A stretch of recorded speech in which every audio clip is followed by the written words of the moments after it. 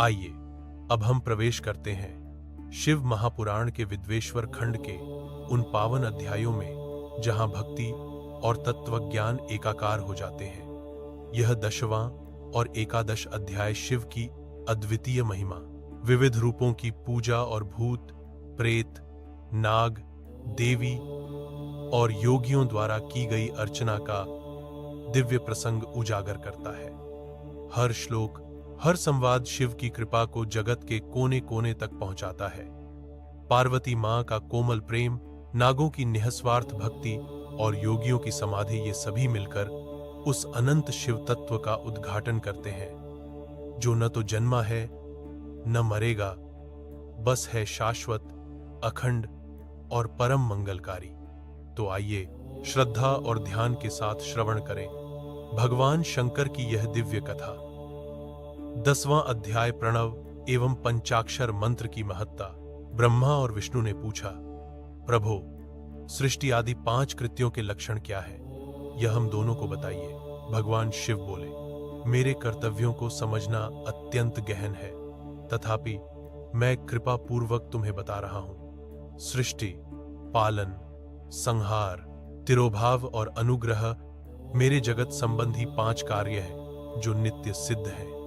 संसार की रचना का आरंभ सृष्टि कहलाता है। मुझसे पालित होकर सृष्टि का सुस्थिर रहना उसका पालन है, उसका विनाश ही संहार है।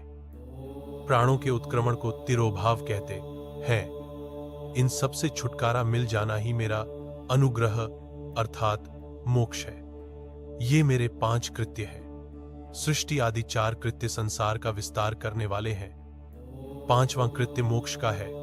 मेरे भक्तजन इन 5 कार्यों को 5 भूतों में देखते हैं। सृष्टि धरती पर, स्थिति जल में, संहार अग्नि में, तिरोभाव वायु में और अनुग्रह आकाश में स्थित है।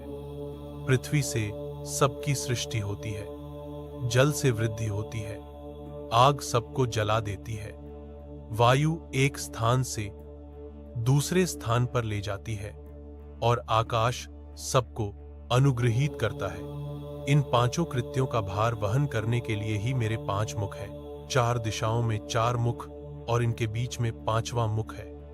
पुत्रों, तुम दोनों ने मुझे तपस्या से प्रसन्न कर सृष्टि और पालन 2 कार्य प्राप्त किए हैं। इसी प्रकार मेरी विभूति स्वरूप रुद्र और महेश्वर ने संहार और तिरोभाव कार्य मुझसे प्राप्त किए हैं, परंतु मोक्ष मैं स्वयं प्रदान करता हूं।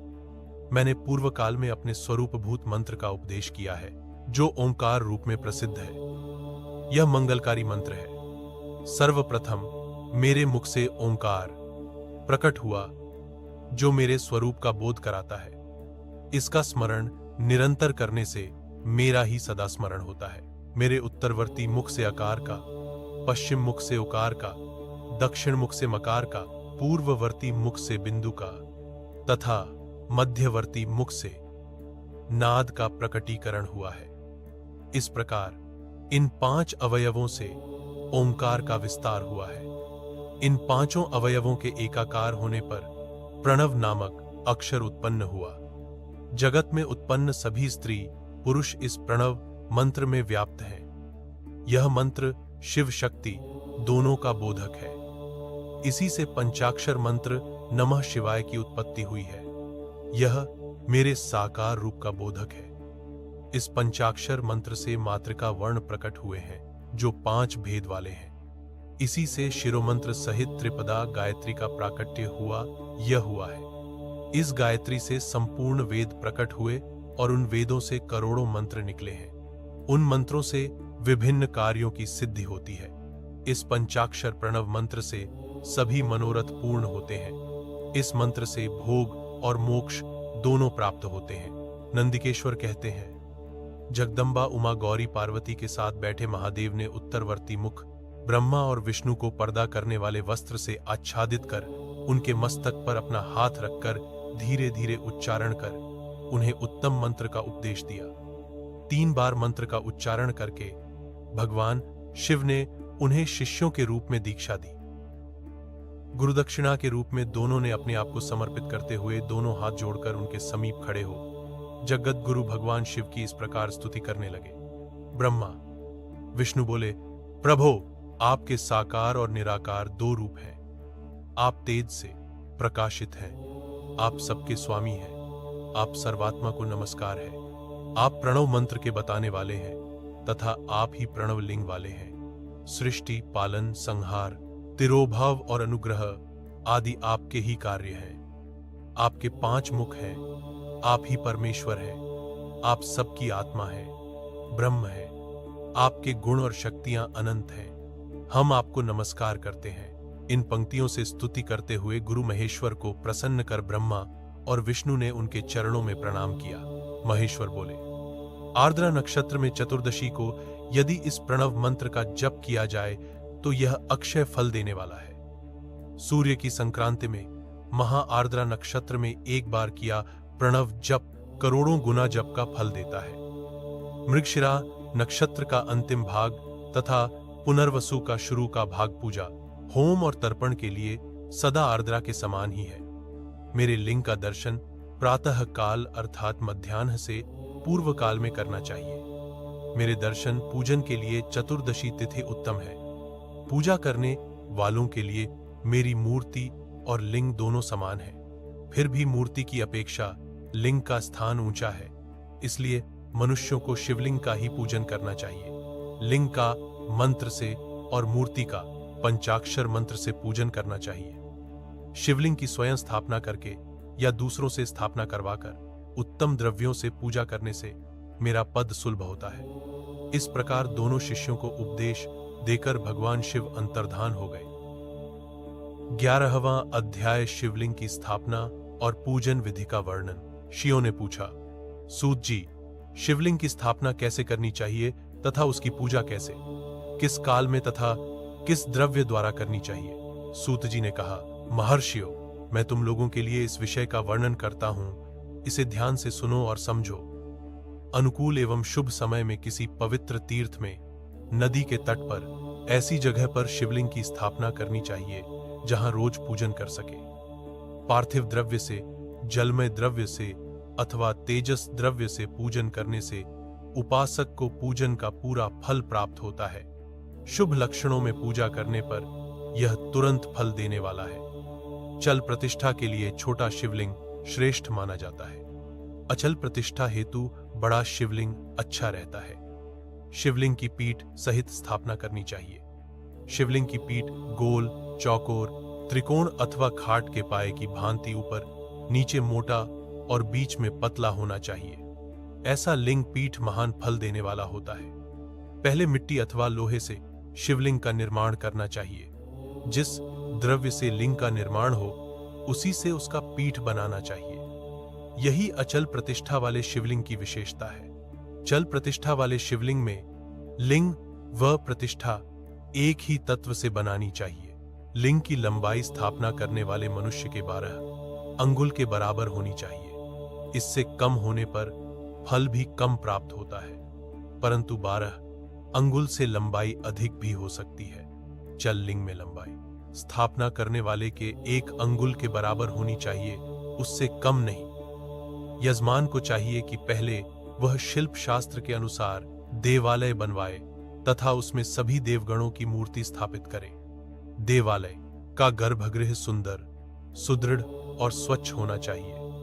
उसमें पूर्व और पश्चिम में 2 मुख्य द्वार हों। जहां शिवलिंग की स्थापना करनी हो उस स्थान के गर्त में नीलम, लाल वैदूर्य, श्याम, मरकत, मोती, मूंगा, गोमेद और हीरा, इन 9 रत्नों को वैदिक मंत्रों के साथ छोड़े।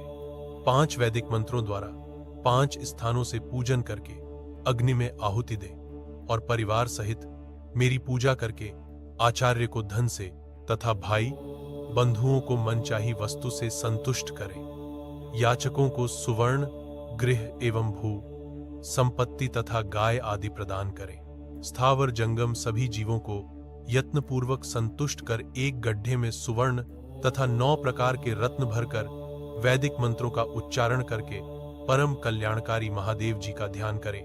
तत्पश्चात नाद घोष से युक्त महामंत्र ओंकार ब्लांग का उच्चारण करके गड्ढे में पीठयुक्त शिवलिंग की स्थापना करें। वहां परम सुंदर मूर्ति की भी स्थापना करनी चाहिए तथा भूमि संस्कार की विधि जिस प्रकार शिवलिंग के लिए की गई है उसी प्रकार मूर्ति की प्रतिष्ठा भी करनी चाहिए। मूर्ति की स्थापना अर्थात प्रतिष्ठा पंचाक्षर मंत्र से करनी चाहिए। मूर्ति को बाहर से भी लिया जा सकता है परंतु वह साधु पुरुषों द्वारा पूजित हो। इस प्रकार शिवलिंग व मूर्ति द्वारा की गई महादेव जी की पूजा शिव पद प्रदान करने वाली है। स्थावर और जंगम से लिंग भी दो तरह का हो गया है। वृक्ष लता आदि को स्थावर लिंग कहते हैं और कृमि कीट आदि को जंगम लिंग। स्थावर लिंग को सींचना चाहिए तथा जंगम लिंग को आहार एवं जल देकर तृप्त करना चाहिए।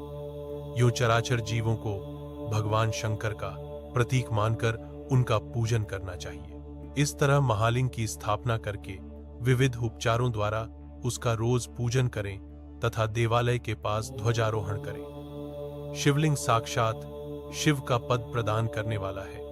आवाहन, आसन, अर्घ्य, पाद्य, पाद्यांग, आचमन, स्नान, वस्त्र, यज्ञोपवीत, गंध, पुष्प, धूप, दीप, नैवेद्य, तांबूल, समर्पण, नीराजन, नमस्कार और विसर्जन ये 16 उपचार हैं। इनके द्वारा पूजन करें। इस तरह किया गया भगवान शिव का पूजन शिव पद की प्राप्ति कराने वाला है। सभी शिवलिंगों की स्थापना के उपरांत चाहे वे मनुष्य द्वारा स्थापित, ऋषियों या देवताओं द्वारा अथवा अपने आप प्रकट हुए हों, सभी का उपर्युक्त विधि से पूजन करना चाहिए, तभी फल प्राप्त होता है। उसकी परिक्रमा और नमस्कार करने से शिव पद की प्राप्ति होती है। शिवलिंग का नियम पूर्वक दर्शन भी कल्याणकारी होता है। मिट्टी, आटा, गाय के गोबर, फूल, कनेर पुष्प, फल, गुड़, मक्खन, भस्म अथवा अन्न से शिवलिंग बनाकर प्रतिदिन पूजन करें तथा प्रतिदिन 10,000 प्रणव मंत्रों का जाप करें अथवा दोनों संध्याओं के समय 1,000 प्रणव मंत्रों का जाप करें। इससे भी शिव पद की प्राप्ति होती है। जप काल में प्रणव मंत्र का उच्चारण मन की शुद्धि करता है। नाद और बिंदु से युक्त ओंकार को कुछ विद्वान समान प्रणव कहते हैं। प्रतिदिन 10,000 पंचाक्षर मंत्र का जाप अथवा दोनों संध्याओं को 1,000 मंत्र का जाप शिव पद की प्राप्ति कराने वाला है। सभी ब्राह्मणों के लिए प्रणव से युक्त पंचाक्षर मंत्र अति फलदायक है। कलश से किया स्नान, मंत्र की दीक्षा, मातृकाओं का न्यास, सत्य से पवित्र अंतःकरण, ब्राह्मण तथा ज्ञानी गुरु सभी को उत्तम माना गया है। पंचाक्षर मंत्र का 5 करोड़ जाप करने से मनुष्य भगवान शिव के समान हो जाता है।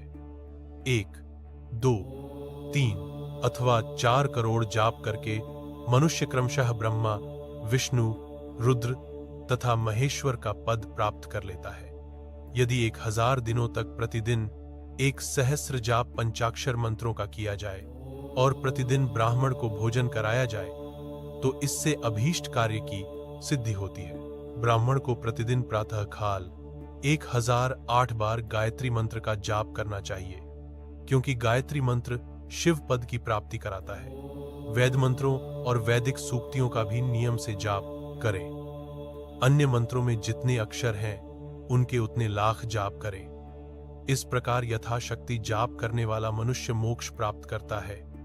अपनी पसंद से कोई एक मंत्र अपनाकर प्रतिदिन उसका जाप करें अथवा ज्वाला का नित्य 1,000 जाप करें। ऐसा करने से संपूर्ण मनोरथों की सिद्धि होती है। जो मनुष्य भगवान शिव के लिए फुलवाड़ी या बगीचे लगाता है तथा शिव मंदिर में झाड़ने, बुहारने का सेवा कार्य करता है, ऐसे शिव भक्त को पुण्य कर्म की प्राप्ति होती है।